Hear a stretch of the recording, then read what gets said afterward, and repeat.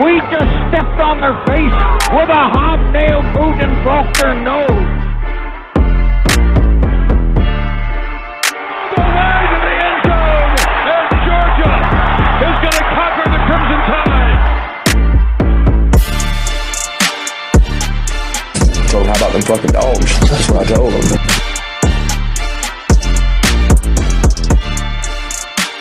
Hope it doesn't take that long, yeah. Go Dogs. Big dogs, little dogs, welcome back to the 100 Sanford podcast. It's your boy Lovelace. I'm here with Foss. I'm here with Trick or Trade. We got Graham Coffee coming on.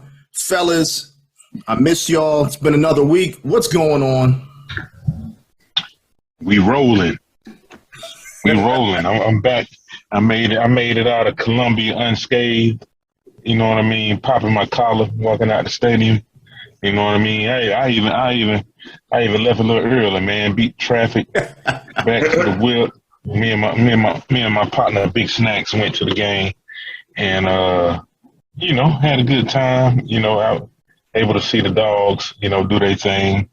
Sat by one of my old schoolmates, man, Miss Mary Beth Smart. Kirby's wife. It was good to see her. You sat next to her? Yeah, her and all the boys they got. You know what I mean? And so did it smell different? Did it smell different to be that close to that much money? Did it smell any different?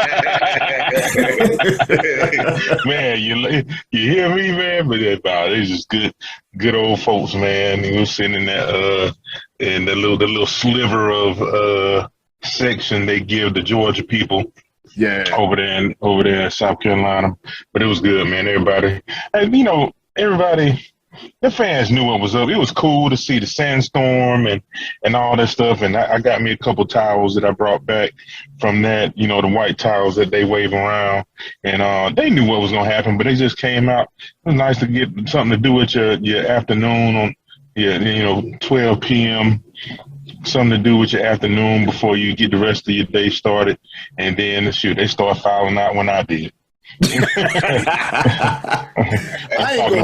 were leaving that stadium in droves. I was like, oh my God. Hey, if you go back and watch the game again, man, the third quarter, probably like maybe 7 minutes into the third quarter, there's like nobody up top. That student section was gone. There wasn't no students in there.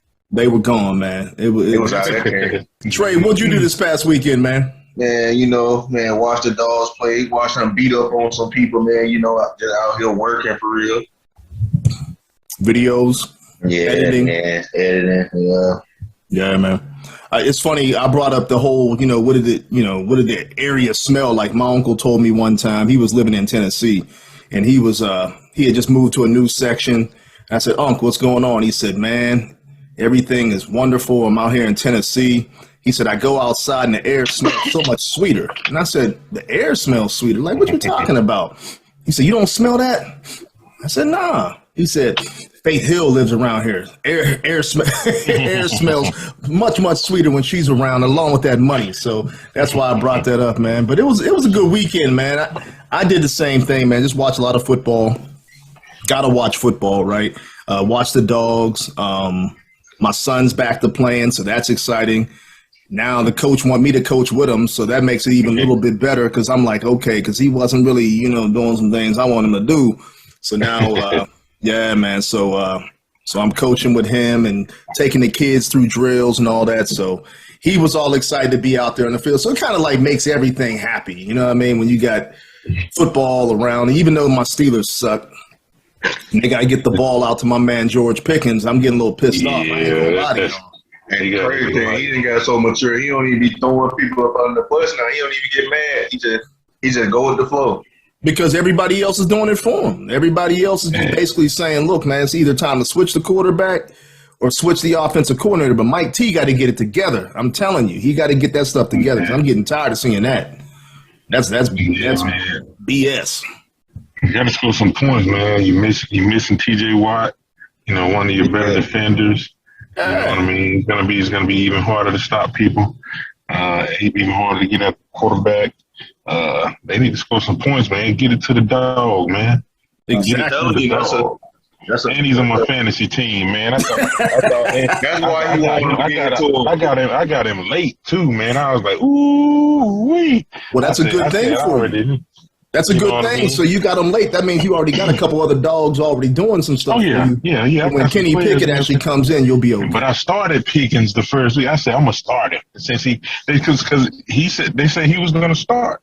Yeah. I was like, how you start the man and you don't give him the rock? You know what I mean? So yeah, Steve Smith moment. You don't do nothing, gonna smack shit out you. Right. Hey, before we go any further, the 100 Sanford podcast is powered by the Roll Up Network and our sponsor, Gramco, the leader in Delta 8.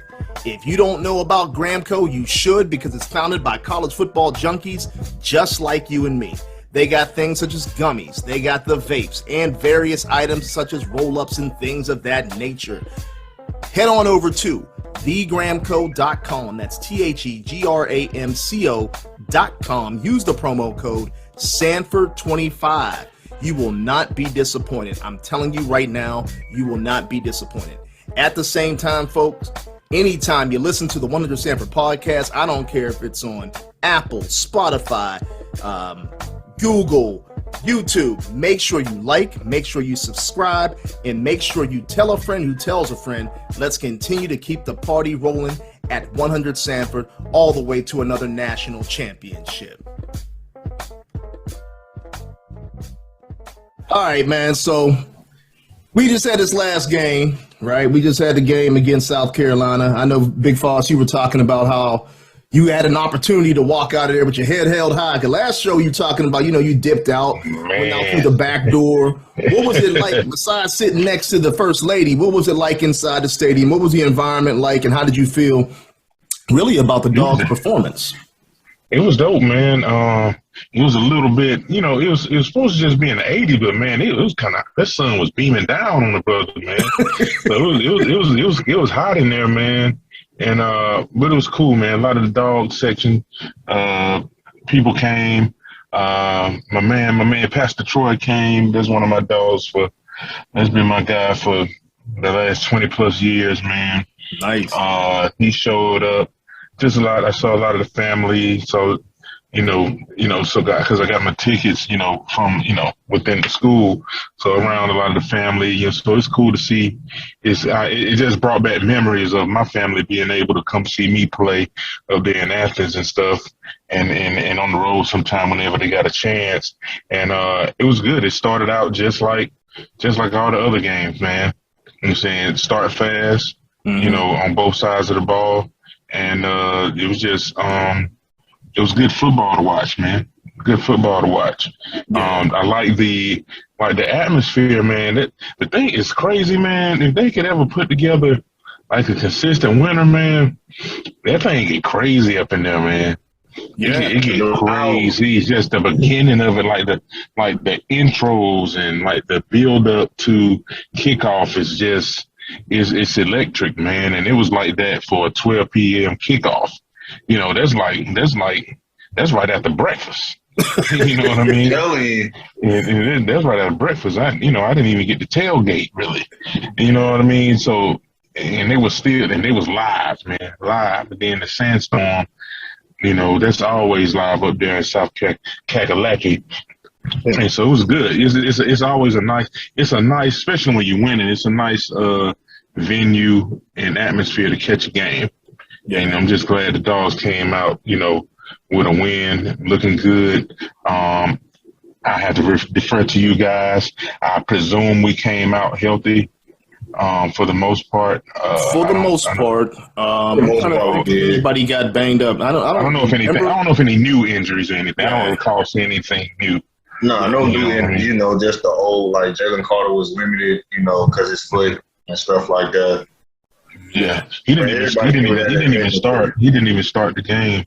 He was kind of like he was a nickel guy.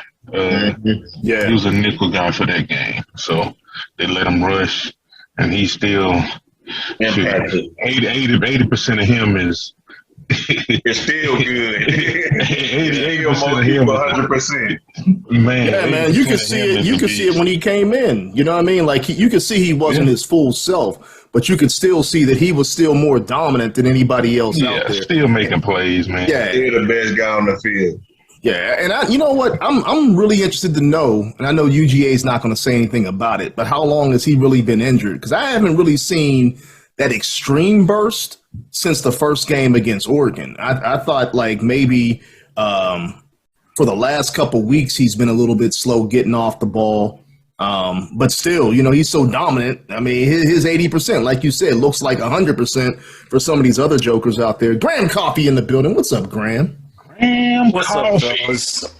Did you bring the snacks, yo? Guys. He didn't bring the snacks. He didn't bring the snacks. Nah, I got my snacking in before, you know, we got Coach on me. I'm trying to look all sophisticated and whatnot. He trying to look educated. I feel him. He's letting the cat out the bag. I mean, we might as well tell him, man. I'm sorry, my bad. No, you're all good, man. Folks, you know, we're trying to continue the rhythm here with 100 Sanford. You know, last couple weeks we had a couple big guests. Champ Bailey, the GOAT that was on a couple weeks ago. We had AJ Harris, the 5-star cornerback from Alabama, who's 100% locked in dog. Love him to death. And this week, we're hoping here in the next 15 minutes or so, Coach Mark Richt, another legendary figure at the University of Georgia, will be on with us. So, but Graham, we were just talking about South Carolina. Big G was talking about the atmosphere, how he felt real good. He walked out like, you know, like I bet he did. like he was a don. This Man, I walked out like George Jefferson, man. Another George. I had my strut on, man. Did you hit the And, seat you walk know, out of there? you got people over there, and then you got, you know, even before the game, you got people like, man, y'all take it easy on us today. I was like, I ain't got nothing to do with that. Man. Oh yeah. They knew what was up, man, and you know, but they showed out, man. It's man, that stadium, man. They back when I was in school, they lost 21 games in a row, and they sold that stadium out every single week. 21 losses in a row, and that thing used to still be rocking. So you know, it was no different now. I'm pretty sure they didn't expect to win. They probably wanted to play better. You know what I mean? But it was a nice atmosphere. It's always great. It's always a great atmosphere there, especially if you win, though. Yeah. What's your thoughts, Graham? I mean, I thought, like, I don't want to compare too much Georgia under Kirby Smart to Alabama under Nick Saban, because it's two different places in time, and Georgia's its own thing and its own program, and in some ways I feel like it does a discredit. But there was part of me that was like, you know, I feel like I'm watching a team that's better than the team that won the national title last year in many ways, and B, just the depth, man, just waves and waves and waves of players coming on the field, you know, guys in the fourth quarter getting third-team snaps who were former 5-stars, and just how they came in and handled business, where it was like, you know, we're almost excited to come into this rowdy atmosphere, and, you know, instead of being intimidated by it or shook up by it, it's like, no, we're excited to shut this place up. And just – everything is so level, you know what I mean? Like everything, there's just no ups or downs. Everything happens as it's supposed to happen. Like, you know, the quarterback's throwing up, he still throws for almost 300 yards. Like, you know, nothing can really ever kind of just throw this team off. Like mentally speaking, they just seem so locked in. And you know, it's a challenge to keep a group of 18 to 22-year-olds in that same headspace for months, right? Like, that's the question. Can they keep this up? But from a talent and just mentality standpoint, like, it did feel like, you know, that kind of when Alabama was really at its most dominant under Saban in the early 2010s, where they would just kind of come in and it was all a formality, right? Like, there's no kind of slip-ups. There's no questions. It's just business as usual. It's a question of, are we going to give up a touchdown or not? You know what I mean? Graham, I gotta echo what you said, but I'm gonna actually compare it to Alabama. Think about going back to like 2010 when Alabama was really coming into its heyday of really dominating, right? So you're watching Alabama play, but week to week, they weren't putting up the numbers that the new Alabama's putting up. Right. They were just dominating teams and then choking teams out, like George says. And then the scores weren't indicative of like 75. They weren't scoring 75 points. It was actually boring to watch at times for Alabama fans and for everybody else around the nation, right? So I'm talking to somebody, and I said the exact same thing. At times, this team can actually bore you, if you could say that, with how easy that they're beating teams, how well they're choking. I mean, they don't make mistakes. They're very consistent on the offensive side of the ball, defensive side of the ball, special teams. You don't have a lot of hiccups. And the only way you beat this team is if they beat themselves. And you got to go back to Alabama. When they would lose, they would beat themselves. It wasn't any time where you were going to find them completely caught off guard against a team. It may take them another extra drive to kind of get going, something like that, like we've seen from Georgia at times. But at the same time, they have such a maturity that is uncanny for this, especially for this era of kid, right? NIL's around. Nobody else is doing it on this level where kids are locked in. The discipline, the leadership, the coaching, and everything is just so consistent. It's definitely impressive because I didn't, just being there, I got there early, long before the game started, and just seeing the build up, the crowd rowdy, the music, the fans, the chickens, and it was like it was typical South Carolina atmosphere, and Georgia has a young team, and so I'm wondering like, oh, okay, they feeling it today. You know what I mean? So I'm wondering how is this team going to react to this atmosphere? And man, they came in and handled business. You know what I mean? It was a business trip for that team, and you got to give it up to Kirby and that whole staff, man. They get those guys ready to go, and like you said, it's a bunch of 18 to 21-year-olds, more on the lower end, more like 18, 19. You know what I mean? And those guys come out ready to do what they're supposed to do, and I think it's really it's a continuation from last year. You got a lot of voices and presence gone from that team, but what they instilled in the younger guys lingered. Yeah, you know what I mean? And so the mentality lingered, and you just got to keep that going, and it's going to almost run itself. You know what I mean? You know what fascinates me through 3 weeks is like the offense. It's prolific and it's putting up points and it's incredibly efficient. I know you guys aren't kind of maybe advanced stat type nerds like I am. But, like, Georgia had a success rate on Saturday on offense that was the second highest they've had against a Power 5 team this century. And that's an SEC road game, right? Like, yeah, I mean, like, the only other higher one was the 2015 game against South Carolina where Grayson Lambert set an NCAA record for completion percentage. But what's fascinating is how easy it all is. Like, no one has even been able to force Georgia to have to throw downfield unless they feel like it. I mean, you go look at that first drive, it's like, short little pass to Ladd for 8 yards because the DB's given a lot of cushion. Screen play to Curis, screen play to Ladd, or, like just end around to Bowers. Like, all these just kind of screens and all this stuff. And I think the linchpin for all of this offense right now is how well they block downfield.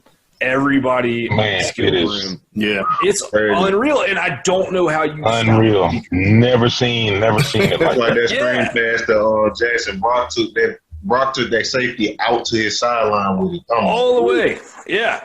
And it's like, if you want to stop it, I don't know that there's a personnel answer to it, because if you start – like, you saw that long touchdown pass to Bowers when the middle of the field was wide open, and it was because the fake that they ran was the same motion that they did on their little screenplay to Ladd. They did it with Edwards, yeah. Yeah, on the first drive. And all of a sudden, you know, the middle of the field's wide open. And so it's like if you're a defense trying to face this, are you going to take linebackers and safeties out of the middle of the field? Because we know what's going to happen if you do that. Like this offensive line's going to plow and these tight ends are going to run seam routes on you all day. And it might be even easier than what they're doing on the outside. So somebody might be able to provide enough adversity to where they try something downfield more often. But like right now, like they don't even have to there's not that much like level or there's not really like a margin for error because you're just throwing out to the sideline over and over. You're not having to bomb it downfield to be effective on offense. Can I give you a comparison? I was going to say the New England Patriots. Under Tom Brady. We need to Just get thinking and dunking. I mean, just doing whatever you want to do all the way down the field. Like if you really look at when they were really successful on offense, and I'm talking about New England, it was the same thing. They didn't have to take a lot of shots downfield. It was where the open guy is, that's where we're going with the ball. And 100% of the guys playing 100% together at all times. And obviously with Belichick, if you don't do your job, you're gone. Same thing at Georgia. Right. If you don't do your job, you're sitting, right? So it's crazy. I'm wondering like it's almost comical to watch. Like it's like people are so open. Like they're so open, and I know that's because everybody's doing their job. Like there's a lot of running lanes, and I know that comes from all the perimeter blocking. Back to that, man, I've never seen it like that on that level. You usually don't get people invested in blocking like that. Not skilled guys. It don't happen. I'm telling you. But they bought into whatever it is, and it pays off. Like you get rewarded. Like I counted it yesterday. It's 19 people that caught a ball. 19, bro. Yeah. 19. It's absurd. 19 different people have caught a ball, and so you know what I mean. You blocking and you get to eat too. You know what I mean. So it's like. Everything is open, so I'm wondering who's going to provide some type of resistance to this Georgia team, and I don't know if it's going to be in our regular season. You know, and so like, who's going to provide that type of resistance, and what's going to be our counter? That's what I'm anxious to see. You know what I mean? I'm really anxious to see what's going to be our counter. We might not find some type of offensive adversity. Like you said, we might not. Right now, because right now it seems like Monken is in a bag that, you know what I mean, that very few get in. And, you know, and like I said, I'm just anxious to find out what happens when it's not all good. You know what I mean? I don't want to find out. I don't want to find out. But well, let's throw this out there. Let's throw this out there then, because I mean we've talked about all the good stuff that's happening, but what is anything that has unnerved you a little bit going through the first 3 games? What has unnerved you either on the offensive side or the defensive side that makes you think like, man, okay, we got to shore this one thing up? One thing for me, I'm a stickler. You know, I'm an OL guy, so I definitely like, you know, the run game aspect of playing football. I think we have good backs. I think the order of rotation needs to change a little bit. I think Dejon Edwards needs to be second in line for touches. Please. He just makes it happen. He has a knack. He is a yard getter. You know what I mean? So when it's not there, he gets something. When it's there, he gets more. He figures out how to go forward. I don't think Milton. He doesn't have enough. He doesn't have the wiggle that you want, and he gets tripped up easily. You know, now he's a big kid. He's a load. Don't get it twisted.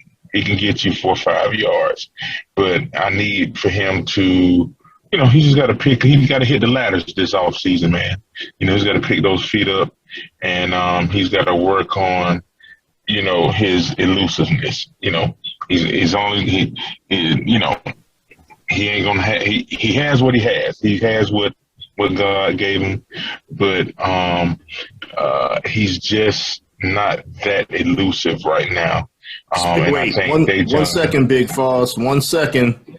See, we get breaking news. Every time you talk, the breaking news comes and a new guy comes on, the guy that's supposed to be on, and we know who's supposed to be on. It's Coach Mark Richt. I'm going to try to bring him in. He's in the game room. So, ladies and gentlemen of Dog Nation, we have the one and only Mark Richt is on the line right now. Coach, you are joined by Lamar Lovelace, Graham Coffey, Trigger Trey, and of course, George Foster. Welcome to the One Under Sanford podcast. How are you today, Coach? I'm doing great. Glad to be on the air with you guys. Coach, it is such a pleasure for you to be here with us.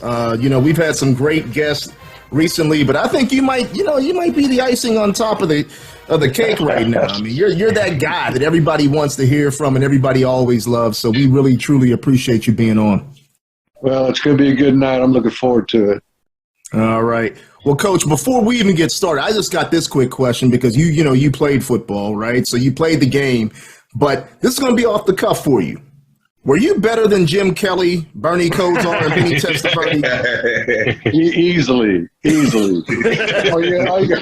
All you got to do is ask me or my mom, either one. I mean, when you look at those names, it's crazy. You know what I mean? And you're there in Miami. You're sitting behind those guys, sitting in the room with those guys. All of those guys are potential Hall of Famers, if not Hall of Famers. I'm trying to figure out how come you weren't a Hall of Famer yourself in the NFL. Well, here's the thing. I got to try out with my first team I tried out with was the Denver Broncos, and the day I signed my contract, Elway got traded from the Colts to Denver, so I lasted about a week there. and the next year, I got in camp with the Miami Dolphins and looked at locker number 13 down a couple of lockers down the road. Man, lucky Dan Marino was there too. So I think I was the fourth or fifth best quarterback in the world at the time.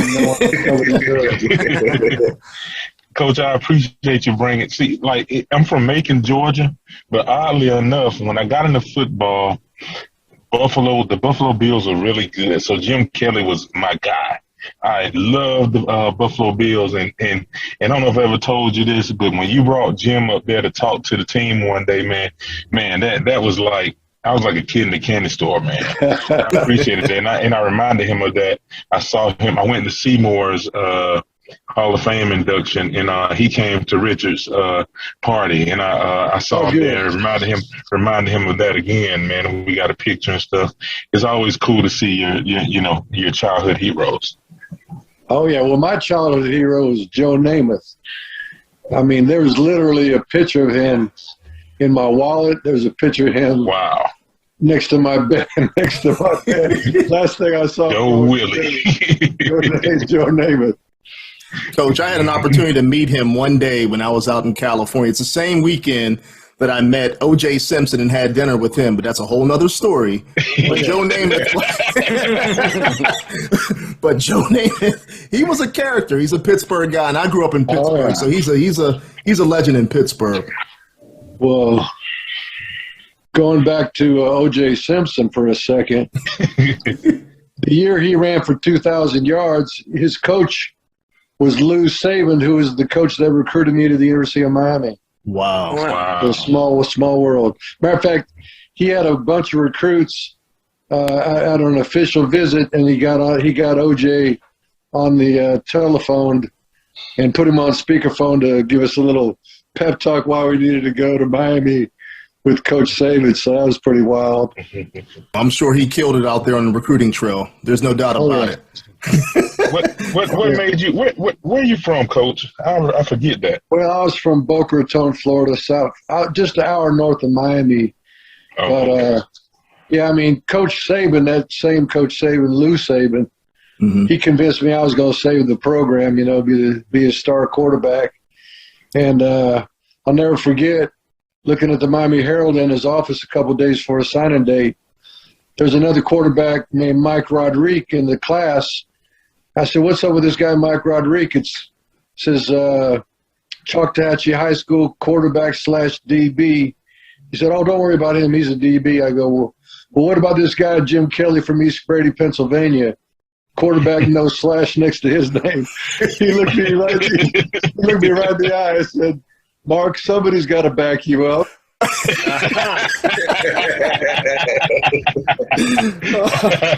The old coach, the coach talk, man. The coach talk. He had me convinced. I thought it was a good idea. I needed a good backup. Well, Coach, he was a great backup, wasn't he?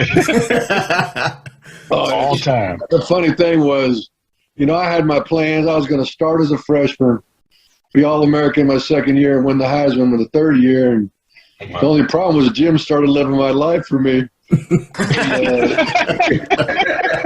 kind of blew me up a little bit. Oh, man. He stole your plan. Exactly. Well, Coach, speaking of which, what drew you to coaching? Because obviously you had to have an additional plan. You had plan A, you had plan B, you had plan C. What were your plans for life outside of winning the Heisman? Well, I failed at everything else, basically. I got fired from just about every job I had in between these short stints in the NFL. And the last job I had was a bartender. And about a month into it, they decided I wasn't doing a good enough job and fired me one night. I think it was during Monday Night Football, and said, hey, just sit on the other side of the bar and get a beer and go ahead and watch the ball game. We got a job for you when we close tonight. And then he hired me to clean the bar. And so I was doing that for a minute, and I decided surely I could do something else. Maybe I could try coaching. So that's kind of how I got started in coaching. What was your first job coaching? Well, my first job, not many people know, it's not on my resume. It was Pope John Paul High School in Boca Raton. After I got cut from the Dolphins, the coach there at the school asked me to help coach quarterbacks. So I said, sure. I think they paid me like $50 a week or something like that. But we lost every game. We were 0-10. And that doesn't get on the resume. But my first college job was a graduate assistant coach at Florida State in 1985. And it was kind of wild. But Coach Bowden hired me, coming from Miami. He was kind of hoping he could get that playbook. He's like, hey, buddy, you got that playbook? that Miami playbook. I was like, no, Coach, we're not allowed to take those things with us. And I said, but I got it all right in my brain. And, so anything you need, I got it. But I got a chance to coach quarterbacks as a graduate assistant at Florida State, which is kind of hard to believe now. But it's how I got started coaching. Well, so, Coach, I know you've kind of spoken publicly a lot about the impact that Coach Bowden had on your life, and obviously, we lost him recently. But right. That time at Florida State, just a really big kind of a dynasty type run for you guys while you were there. What sort of stands out about working for Coach Bowden and those years in Tallahassee? Right. Well, you mentioned the success we had. We went 14 years in a row in the top 5 and, played in about 5 national championship games and won 2 of them. But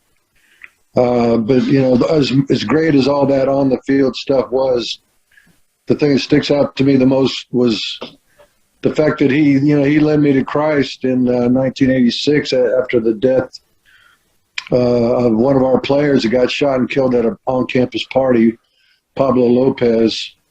George can appreciate he was a left tackle.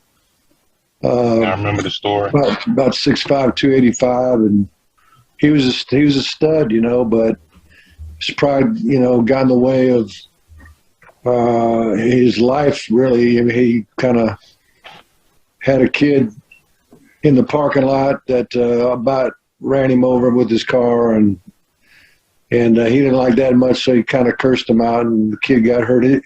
Got his pride hurt, came back with a sawed-off shotgun, and ended up killing Pablo. And that next day, Coach Bowden had a team meeting and preached the gospel to the boys and said, Pablo used to sit in that seat right there, and he's gone. He said, if that was you last night instead of Pablo, do you know where you'd spend eternity? And I knew where I was going. It was a bad spot. He was talking to the players, but the Holy Spirit was speaking to me through Coach. And the next day, I went to his office and knocked on the door. And he said, come on in, buddy. And, of course, he calls you buddy when he forgets your name. And, but I prayed to receive Christ right there in his office, so changed everything for me. Certainly, but I'm not perfect by any stretch of the imagination, but my spirit and soul have been made right through Christ, and it's an awesome thing. Awesome. Morgan, I got a question for you. We talking about Bobby Bowden and stuff like that. How do you think his influence and his relationship impacted you throughout the years?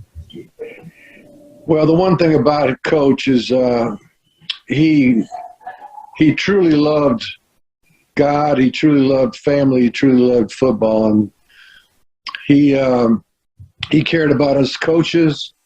He cared about our families. I'll never forget, he would say, when y'all going to see your kids?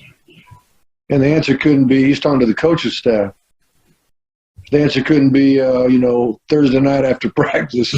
He's talking about seeing them every single day. He was, we're either going to come to work a little bit later where you can see your kids in the morning, or we're going to get here real early and leave after dinner, and we go after practice, you can have dinner with your family, but I want you to see your children every day.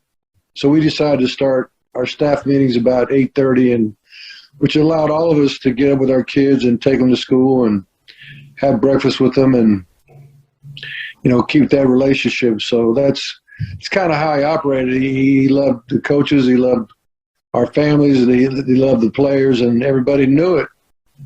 And as bad as we wanted to win for ourselves, we wanted to win even more for Coach.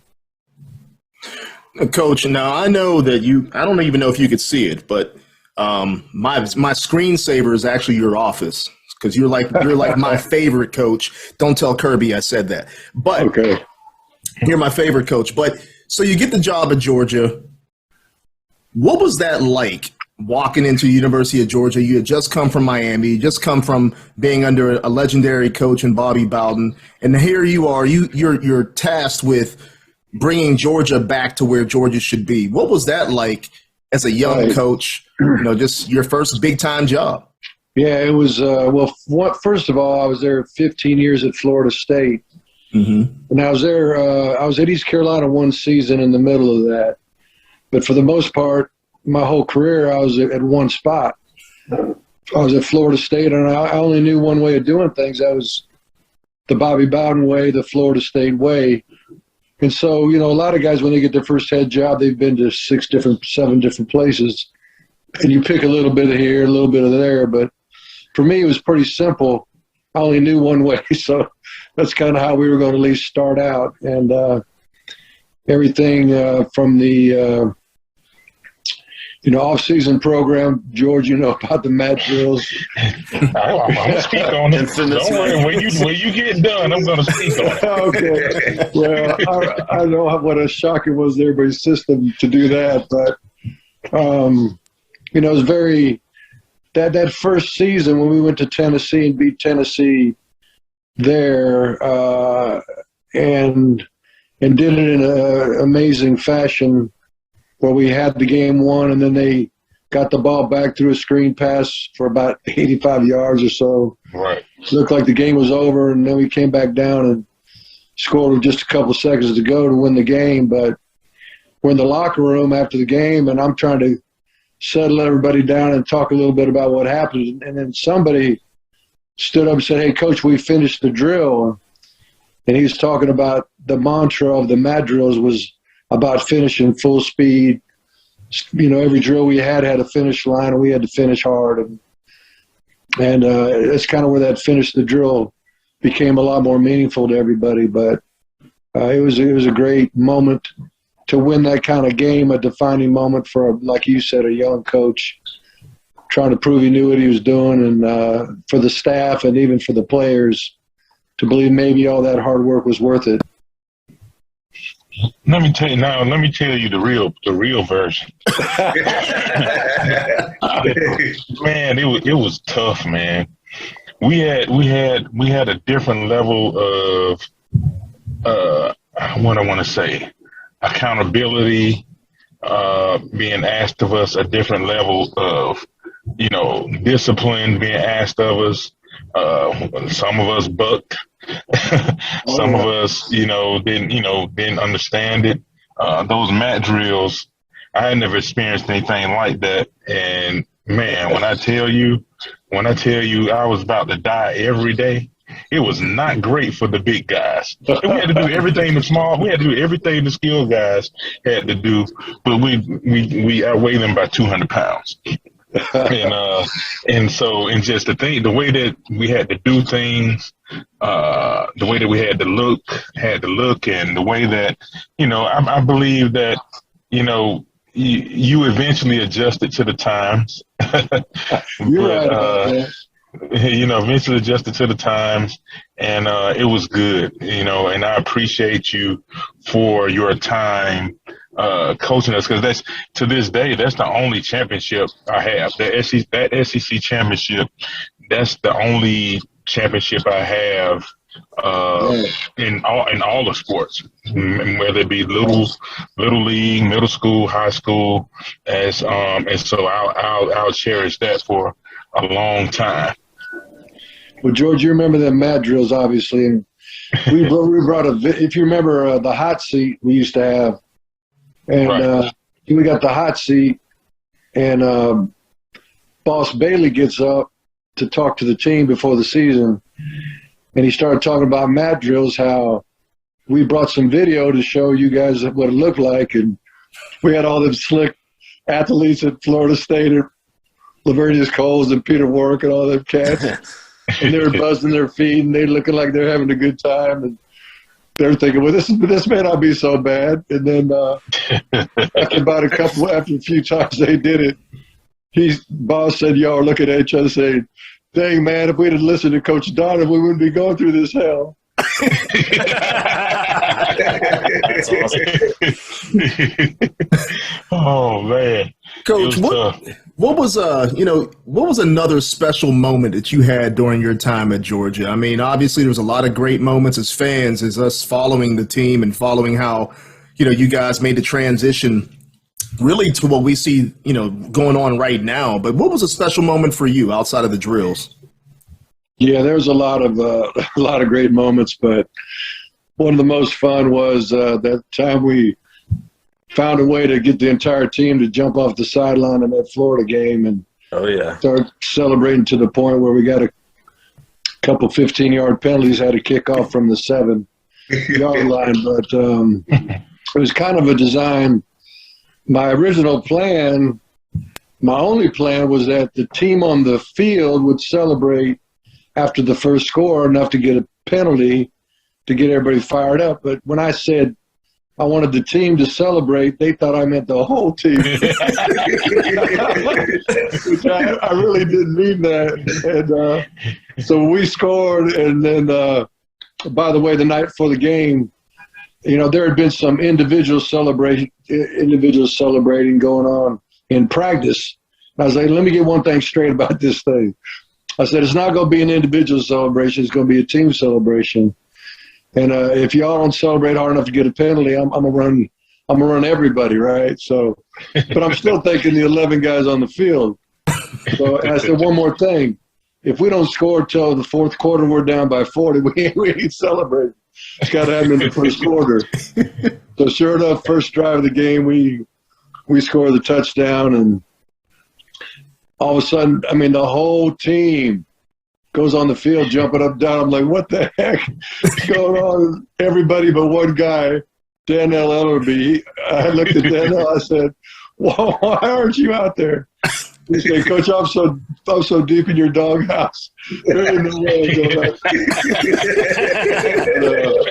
Another thing people don't remember much about that play was Noshawn Moreno. It was like 3rd and 1, and he kind of tried to leap in the end zone and reach the ball over the plane of the goal line. they called touchdown, but that play went to review. If it had been 1 inch short, it'd have been 3rd and 31. And I don't know if I'd have been coaching very long after that game. Coach, I was actually in the stands that day, sitting right behind the Georgia bench, and I'll never forget. There was the big crowd noise celebration after the touchdown was scored, and then there was this moment of just kind of a couple split seconds of silence, everyone trying to figure out what was going on, and then this large eruption that was even louder than the cheer for the touchdown after everyone realized, what was happening.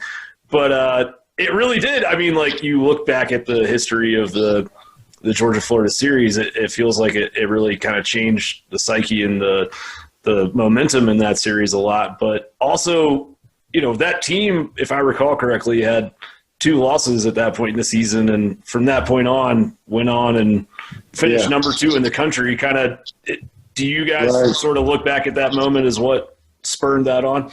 That was part of it. We had the first blackout that year too, I believe.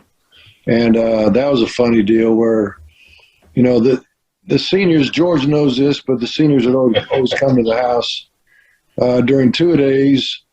We'd have a meal there, and we'd talk a little bit, and inevitably, like I think back in your day, George, y'all won those black shoes. We did. We finally got you remember the story. You can tell the story. I don't know if you remember it, but there's a story about those black shoes. Well, you could tell the story after I finish this one, but that year we're talking about, the year before, the blackout year, the fellas wanted black jerseys, and I'm like, man, I can't just get black jerseys made. Nike ain't gonna make them in a month. It ain't gonna happen. You got to plan that out a year in advance and all that stuff at least. So I didn't think much about it. And but after that meeting, I got up with Nike to see if they could get it done that quick. And they said they couldn't. They'd have to wait till next year. So the next year's seniors at my house did the same thing. Coach, we want black jerseys. Can we get black jerseys? I said, how the hell am I supposed to get black jerseys in a month when I knew I already had them, right? So I didn't tell the players I had them. The only guy that knew was the equipment man and me. The assistant coaches didn't know. So that day that we wore them, we warmed up in the red, the home red, and then, George, y'all would come in the locker room and turn out the lights and be in the shower area and have a little pep talk and a prayer, and then the lights would come back on. But when the lights came back on that day, the black jerseys were sitting there in everybody's locker. And then you talk about an eruption, they went nuts. Oh, wow. It was like a dang sauna in there. It was so I thought like I just screwed up this game because they were so exhausted from being excited about those jerseys. But sure enough, we came out and beat the brakes off of Auburn that year too. With and the fans went crazy. It was just a great moment. What about them black shoes? Can't hear you, Graham. Yeah, Graham, you're on. Oh, I was just saying, I mean, like that was I was a freshman at Georgia that year, but I remember, the entire stadium with Thomas Brown and Noshawn dancing the Soldier Boy on the sidelines. The CBS announcers dancing in the box. I've never been in an atmosphere quite like that ever since. Yeah, we played Soldier Boy till I figured out what the words meant. Then we had to shut that thing down.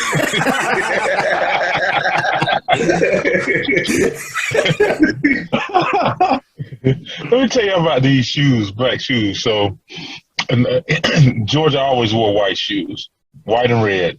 That's just this very traditional school. So overnight, I think it was Tony Gilbert, my roommate, and Boss Bailey, I believe. Overnight, they go over to the locker room and paint the whole defense's shoes black. and so they come out the next day of practice with black shoes. And Coach comes out there. Coach is livid. he's like, what are y'all? Get back in there. And, if you know Coach, Coach don't cuss. But every now and then, something will slip out. And he'll be like, excuse my dumb ass French. But y'all go back in there and put on some white shoes or whatever. And so he made it. So it was like he bust a bubble real good. But what happened was, in the what was the group? Was accountability group? It was whatever it was. Right. It was a group of cats, and they meet with the coach, and y'all decided that, okay, if we make it to the SEC championship, y'all will get us black shoes. And Nike gave us all black shoes, and we wore those black shoes for the first time and whooped up on Arkansas in the SEC championship. Oh yeah, I remember how we got to that point was was pretty funny. That was cool. Another thing about that SEC championship, I built a swimming pool in my backyard, and I put a heater in it. And my kids are like, "When you go turn the heater on?" I said, "Look, I said I'd put a heater in the pool. I didn't say I'd turn it on." And I said, "Here's the deal: if we win the SEC, we'll turn that pool on. We'll turn that heater on." And sure enough, we heated that bad boy up after that game. Nice. Now, Coach, you were able to get the team up and running. I mean, obviously the SEC championships and things of that nature. How difficult was it for you to follow, or not even really follow, because you didn't follow them, but really tasked with the job of getting Georgia back to the top? I mean, literally, you're at a great institution. You have to get this national championship. How did you feel about that going into this situation? Right. Well, I mean, it's a great honor to get the opportunity. Coach Dooley had won the only national championship at that point and was the athletic director. He's the man who hired me. So, I felt like I owed it to him, obviously. But, it was kind of a God thing for me. I was just trying to be obedient. I really felt like God was saying, take this job, Mm-hmm. And so my goal was just to try to do the very best I could every day and just kind of trust God with everything else. But it's a great program. It's a great state. There's a wonderful tradition. And the bottom line was, until you sit in that chair of head coach, you really have no clue what kind of weight that's put on your shoulders. And even though I observed Coach Bowden for all those years, and sometimes as an assistant coach, you'll be like, why'd coach do this? Or why'd coach do that? Or I probably would have done this. Or I probably would have done that. But the real truth of it is sometimes the head coach knows things that no one else knows, and he has to make a decision that no one else understands. And, a lot of times, even some of the rules I had, George, in the beginning that you said I kind of got up with the times after a little bit, there was some truth to what you said. Certain things really, once I lived it out a little bit, a lot of the rules I had were just the rules Coach Bowden had, so I kind of just brought those with me. But over time, I began to think about how important is this rule. Is it really that important? And if it wasn't, I wasn't going to do it. Every rule I had, I wanted to be able to say that I could hold people accountable to, and that it was for a good reason, and that was for the team to have a better chance of winning and for the guys to become better men. That was kind of my goal. Did you have any regrets?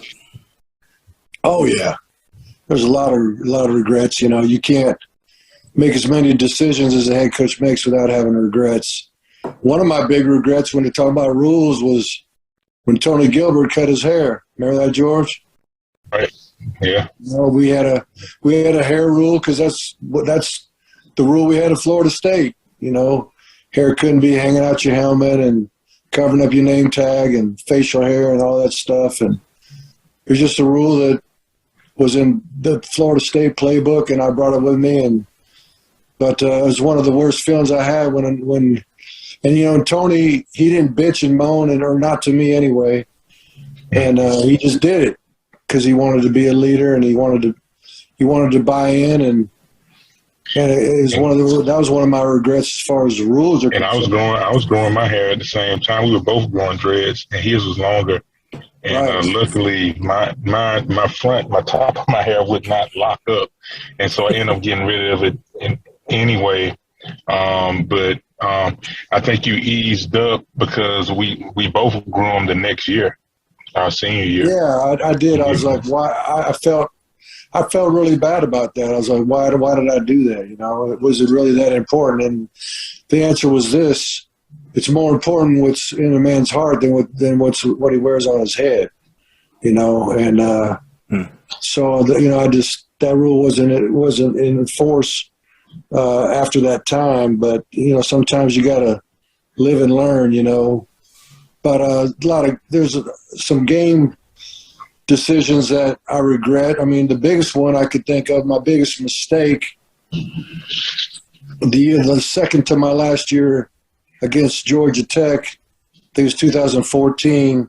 Hudson Mason was a quarterback, and Hudson's from Marietta, and so he's an Atlanta kid playing, the Atlanta school, and he puts a game-winning drive together with just probably about 18 seconds to go in the game. Something crazy like that. We take the lead by 3. Then I get to my special teams guy. I didn't want him to set up a kick return, so I wanted them to kick the ball. What I wanted was a pooch kick, which is a kind of kick where you kick it high to that fullback back there around the 20. He usually fair catches it, and that's the end of it. But instead of pooch kick, I said I want a squib kick.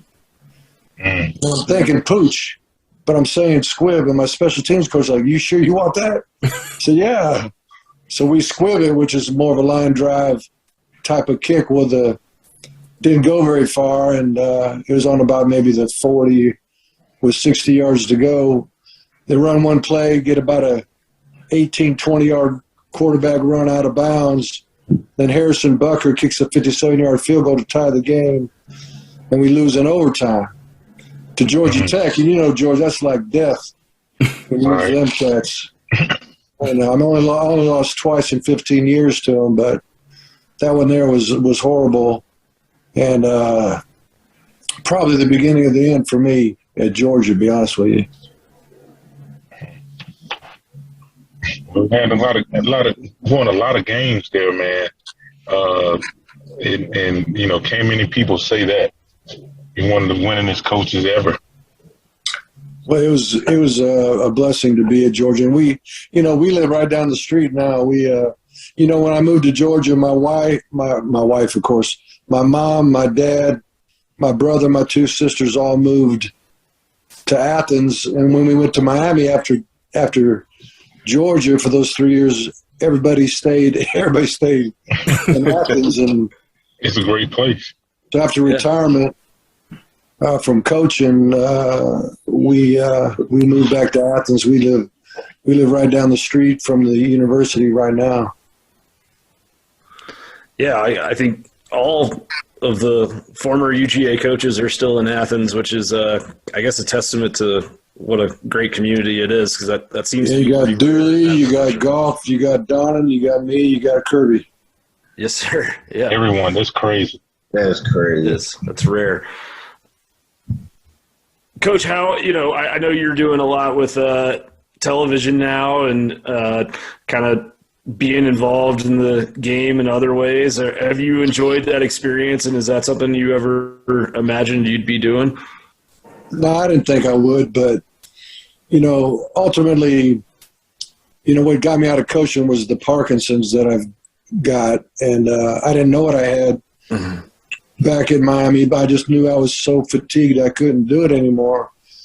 And but I did start out with the ACC network. This is, I think, my 3rd year with them, and I enjoyed it a lot. It'd be like me working with George, that big Eric McLean, the big lineman out of Clemson, and Eric E.J. Manuel. quarterback out of Florida State, and a guy named Jordan Cornett, who is a basketball player from Notre Dame. He's the host, and we got a show called the ACC Huddle. And but it's fun working with those guys there. I'm obviously the oldest guy. They take good care of me, and but then there's just they're making careers of it and doing a really good job, and I'm just kind of having fun with it. So I enjoy doing that a good bit. Great. Who do you think is going to come out of the ACC this year? Well, the easy answer is Clemson, and it probably will be. Their defense is, as good as anybody's just about in the country, or probably one of the top 5 anyway. And their quarterback's been catching a lot of heat, but hadn't had a whole lot of help from his receiving core and O-line. But if they get that mess straightened out a little bit, where they don't shoot themselves on the foot, I think they'll win the league. They got a really good shot of running the table and getting in the playoffs. So, but if they don't, you got Pitt, you got NC State, you got even Miami's got a shot. The team that's the surprise team in the league this year is Syracuse. Mm-hmm. We knew they'd have a really good defense, but their quarterback's starting to play really good. And they got a shot at surprising some people, so we'll see what happens there. Coach, we'd be remiss not to ask this question because a lot of people really truly believe, kind of going back to your coaching career, had you had the facilities at Georgia where this Georgia program would be and how many national championships you might have, but also NIL, the impact of NIL. What are your 2 thoughts on that before we let you get up out of here? Yeah. Well, I've been in the building recently, and I had no idea where I was at. I mean, I was like another planet. Me, the coach. I mean, it's amazing what they've done there and what they're still doing, and it's as beautiful of a facility as you can imagine. There may be some as good, but I can't imagine any of them being better. But so that's that, and if we had more of this or that, maybe we'd have done better. I don't know, but the NIL, the thing I've always said with that is any coach because people say, how would I handle it? Well, my answer was, you better embrace it as a coach and manage it, the best you can, and be the team that is on the forefront of it, because if you don't, you will get left in the dust. And, I got no problem with the players, making that money. I wish you'd have been that way when I was there, because a lot of people were giving them money anyway, and I wasn't one of those guys, and, that might have hurt us in recruiting at times. And, if all the truth came out of what was going on back in that day, a lot of people would have been in NCAA jail, but nowadays, if that all came out today, everybody'd say, so what? They get it now with the NIL anyway. So, but I don't regret trying to do things within the rules and trying to. I mean, if you're trying to teach character, you got to try to live it. And let me just say this too. Sometimes people want to put me on some kind of pedestal as far as my behavior, but I still, have my share of stupidity in life, and I still do things I shouldn't do.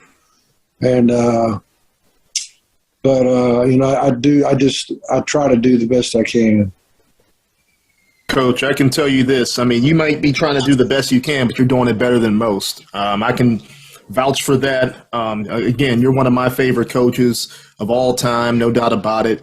But before you get out of here, you have a new book out. You want to talk about your book at all and kind of pub that for everybody to go out there? It's called Make the Call. It's kind of a play on words. As a coach, you got to make a call in the game about every 40 seconds, or as a head coach. It's a lot of calls you got to make, a lot of decisions you got to make. But that's kind of what the book's about, making decisions in life. And when it comes to football, when it comes to faith, it comes to family. But it certainly will challenge the reader to make the most important decision of all, and make the call for Christ. And so it's kind of it's a football book, but I'll say it's an evangelical tool disguised as a football book. My goal is for people to come to know Jesus and, live forever in heaven, Well, Coach, I have the audio version. I just got it today, but I'm hoping that I can get down there sometime to see you so I can get the physical version, maybe autographed or something, give to the kids. Yeah, I'll be happy to do that. I appreciate that. Yes, sir. Appreciate you coming on, Coach. I got one last story that I remember about Coach. So this is my senior year, and I get a call that, okay, I need to come to Coach's office. And so I'm like, sheesh.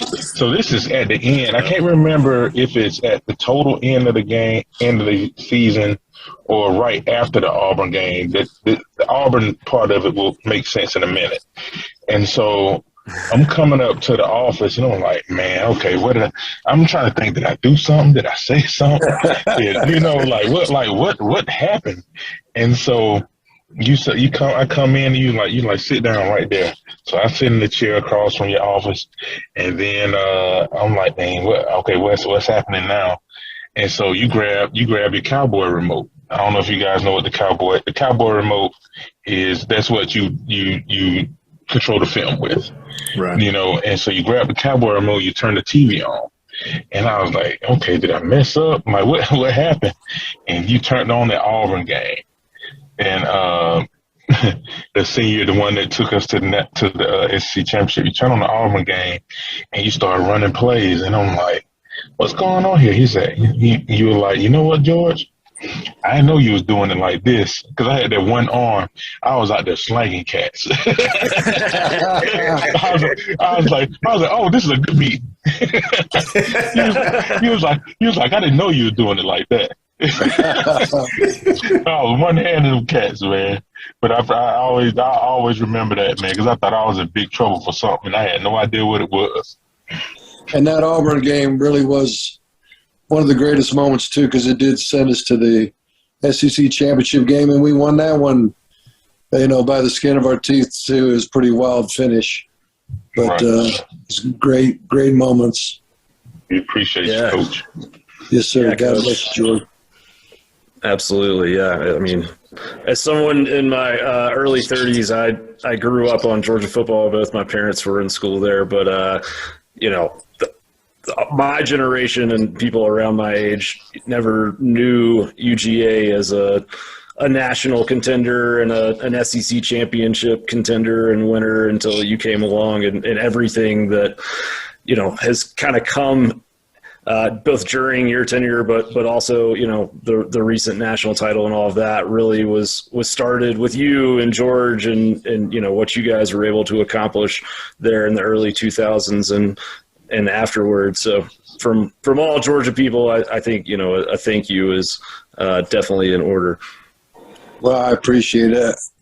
I enjoyed it very much, and my affiliation with the program means a lot to me, and the Georgia people do treat us very well. We appreciate that. Yes, sir. Thank you, Coach. We appreciate having you on tonight, and we'll let you get back to doing your fatherly and grandfatherly duties and getting back to your fine family. All right. Good night, man. God bless. God bless, Coach. God bless, Coach. God bless, Coach. All right, now. All right, guys, that was Coach Mark Richt. I thought that was spectacular having Coach on. What are your early thoughts on the interview before we briefly talk about Kent State? I didn't know Coach was that funny. Oh, Coach hilarious. If you see him on ACC Network, that's when he has a sense of humor. I've always stayed in touch with Coach over the years, and but the ACC Network that put the country on notice about his sense of humor.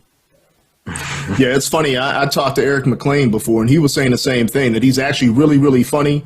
You know, when you look at Coach, you're sitting there saying, man, here's this stoic figure, this guy that was on the sideline, the blonde hair, you know, the Christian guy, the Christian coach, and he's like, nah, man, he's nothing really like that. You know, he's like a lot of fun, a lot of entertainment, you know, a lot of stories, and obviously we heard that tonight, you know, especially with yourself, George. You were there in the room. You were able to see things that we haven't seen and bring something extra to the listener that they can understand. And he talked about things that I kind of figured that I didn't know for sure, but I just figured he did certain things the way he did it because that's the way Bobby did it. Right. And he had to eventually get around to doing things his way. You know, some of the things he brought over to the program were great. You know what I mean? Obviously, you don't win as many games as he won without having a solid foundation, of course, players, but, you know, the way he did things enabled us to win a lot of games at Georgia. And so it was good to hear his perspective on some of those things. Well, I find it interesting that they both have a similar career. You know, if you add Georgia's facilities and add a little bit more to the facilities, he has a career that's really like Bobby Bowden, you know, a well-loved and beloved figure. A lot of games that kind of went down to the last seconds, some seasons that turned out that maybe the way that they shouldn't have, that the fans thought would be, you know, turn another direction. But again, such a beloved figure. And I mean, to me, they're similar. They're just very similar. You going to say something, Graham? No, I mean, I think you're right about that. And I think with Coach Richt, I think, like, because he is such a fantastic human being, a lot of the conversation around him centers around, you know, the things that he's done in terms of, you know, kind of some of his mission work and the impact he's had on some of his former players. But when you sit down and look at the records, I mean, you know, he came into Georgia in 2001, went 18-4, and then it's 13-1, 11-3, 10-2, 10-3, like 11-10 win and 12 win seasons were the norm. And really 13 in my senior year.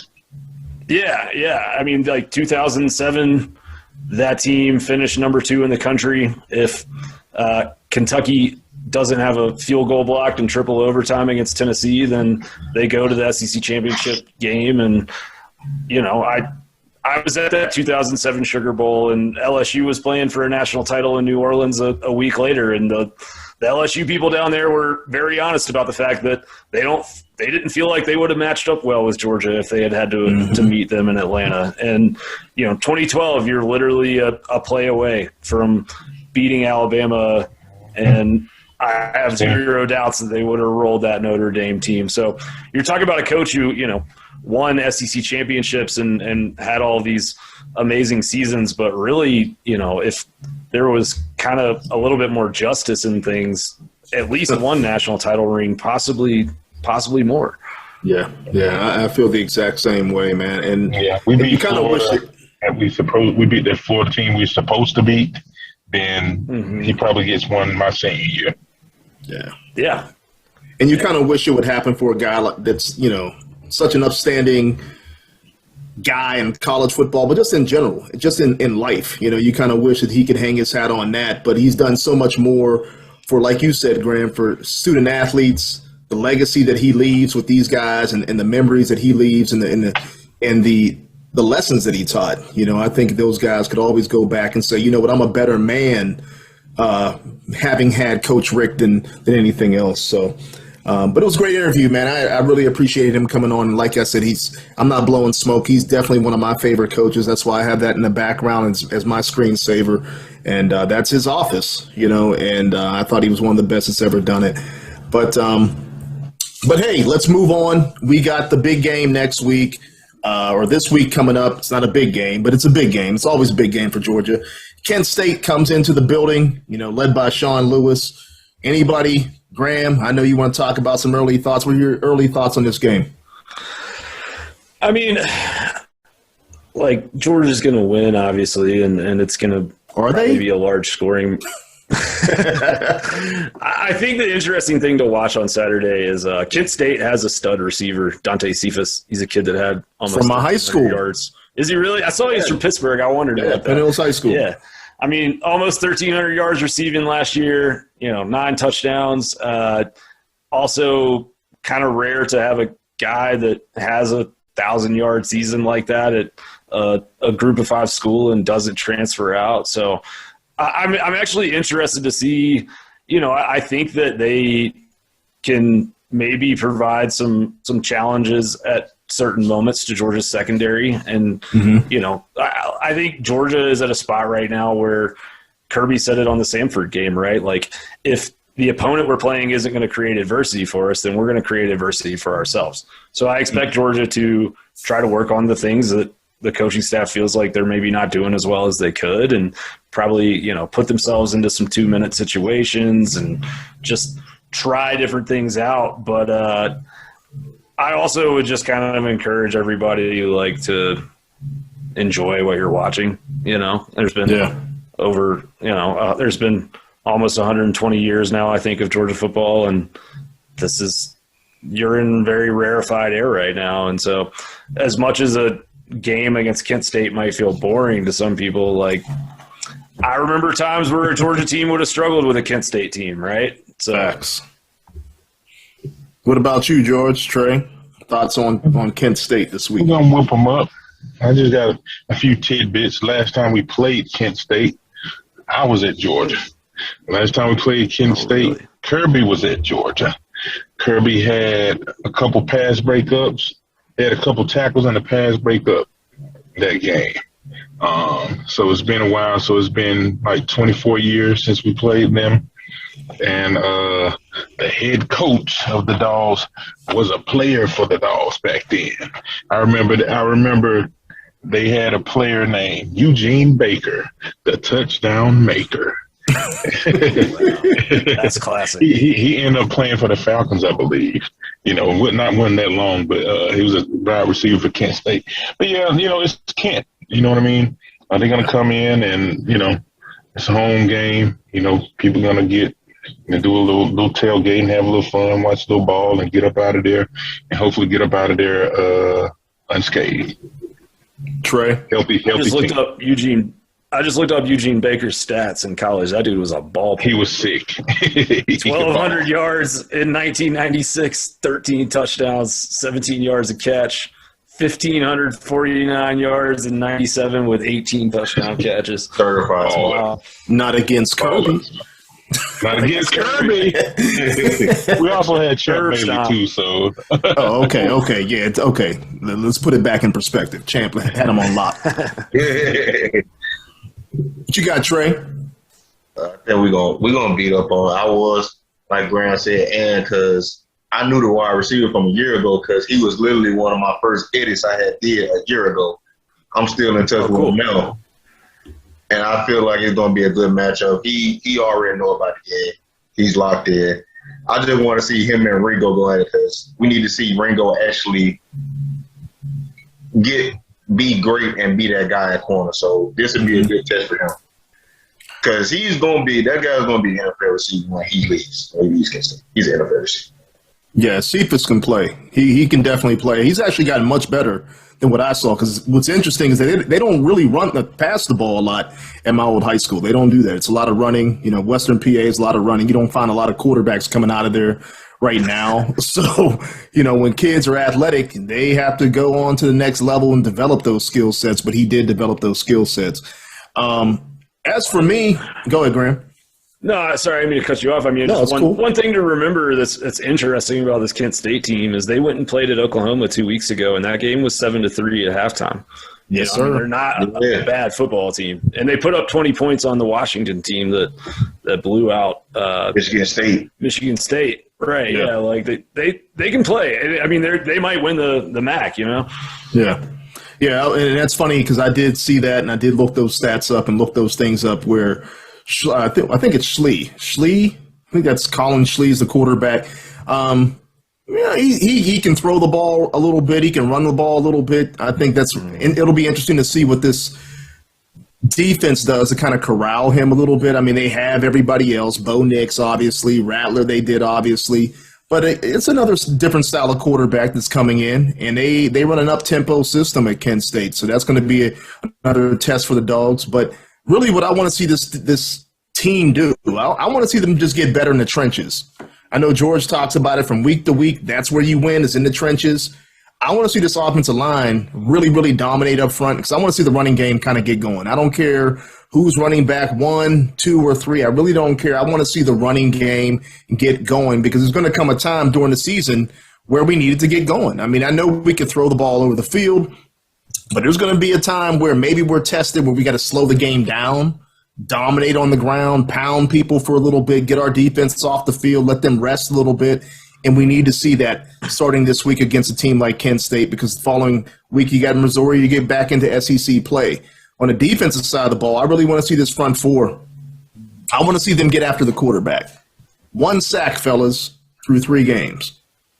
Yeah, that's an amazing thing right now, having gone up against South Carolina, a guy like Rattler who holds on to the ball. Bo Nix we couldn't really bring down. I mean, it's 1 sack. So I think, if anything, I want to see this front four, this front 5, bring some pressure, maybe come out of this game 3 or 4 sacks because it's going to end up helping us in the long run, especially since our secondary has played well enough so far. I mean, with guys like Starks playing well, the corners playing well. But there's going to come a time when we got to get we got to get to the quarterback because we got a little bit more of the gauntlet of our schedule, so to speak, coming up soon. So that's what I really want to see this week. Not only that, they got a guy named Caleb Johns who's got 4 sacks, and he's actually played well this year for them. I think he had, 2 sacks against OU, 1 sack against Washington. So he can get after the quarterback. It'll be interesting to see what our tackles do against him this week because he has been, I guess, really productive for Kent State. But I really want to see this team in the trenches dominate. I think the spread is at 45 right now. I don't know if we cover that spread. Graham, you're more well-versed on this than I am, but 45 points is a big spread against a team like Kent State. And I think the over-under 62.5. I like the over-under better than I like the spread just because I think this offense actually might pose a bigger challenge to Georgia than South Carolina's did last week. Yeah, I do too. And I think you're going to see a lot of backups play, so I wouldn't be shocked to see them score, 10 or 13 points or something like that. But I don't know, man. When you're talking about spreads this big, it's all basically on how Kirby is going to, kind of manage the game and how long he's going to leave everybody in. And we know that Todd Monken's not going to pull any, exciting tricks out of the bag for Kent State. So I think it'll be a routine game. And I think, Sanford was a little different because it was Kirby's former, boss and the guy that gave him his first job. But I don't think that Kirby has any interest in going and, embarrassing Kent State. Shane Beamer, different story. But Kent State, I don't think so. So, will Georgia score close to 50 points? Probably, but they'll do it within the flow of the game. It's not going to be reverse passes in the third quarter or anything like that. I agree. Well, before we get out of here, guys, let's just talk about one quick game because I was just looking at the spreads, and then you got Tennessee versus Florida. They're playing in Tennessee. Trey wanted to talk about this in detail because he can't wait to throw out tweets. He got a whole bunch of them locked and loaded. Right now, Tennessee's a 10.5-point favorite over Florida. Any tough thoughts on that? In the swamp, brother. Yeah, man, that's real tough. 10.5. Tennessee was just giving out McDonald's bags a few years ago and getting suspended and getting the program. Well, I could have got one of the McDonald's bags. Could have got a Happy Meal in there. What are your thoughts on this game, man, before we get out of here? What you think, Trey?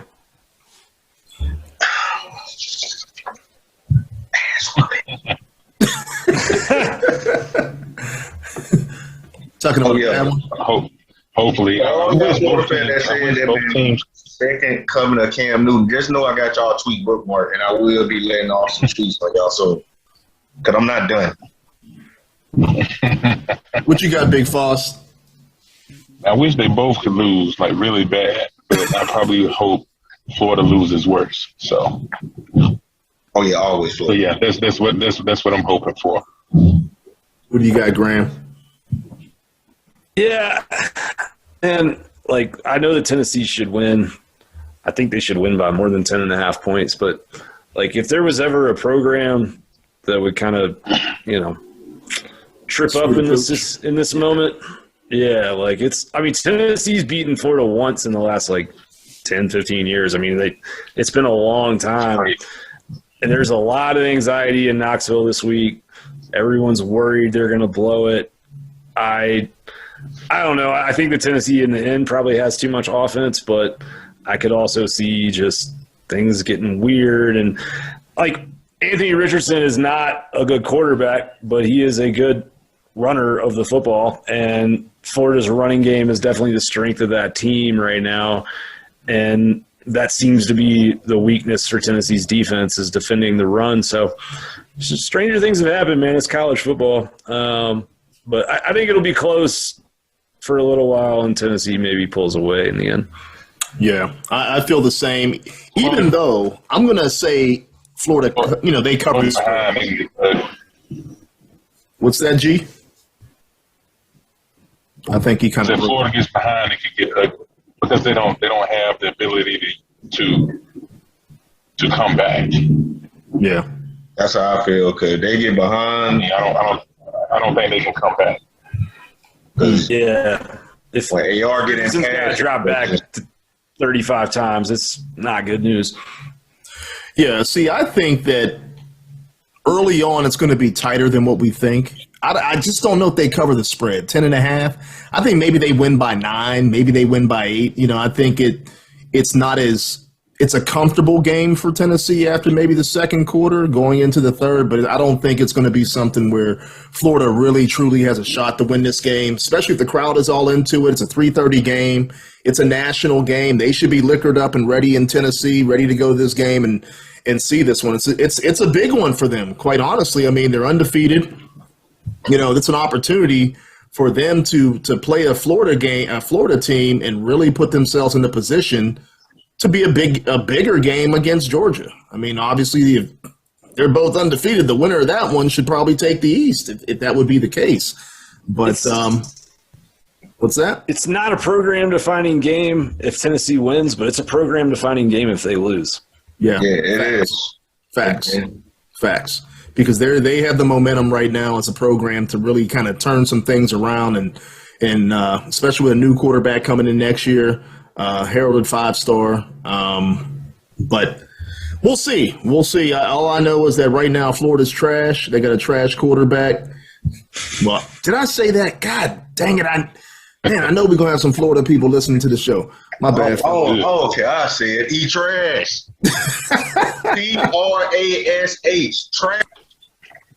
I'm glad you said it, so I don't get all those. I don't get all the tweets and text messages and everything else. But fellas, it's been a good one. I really appreciate Coach Richt coming on.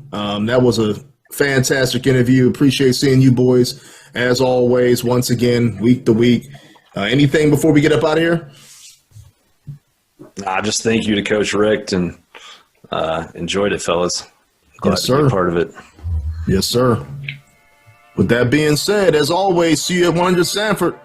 Go Dogs. Go Dogs. Go Dogs. Thank you for listening to the 100 Sanford podcast. Tune in weekly to hear fresh content from the 100 Sanford podcast every Thursday, but also with some pop-up shows every now and then as news breaks. You can also follow the content on our website, www.100sanfordpodcast.com, and email us at dogs@100sanfordpodcast.com. Lastly, reach out to us on social media streams. For Twitter, it's at 100 Sanford, but on IG, TikTok, Facebook, and other accounts, it's 100 Sanford Podcast. All right, folks, that's it. And as usual, see you at 100 Sanford.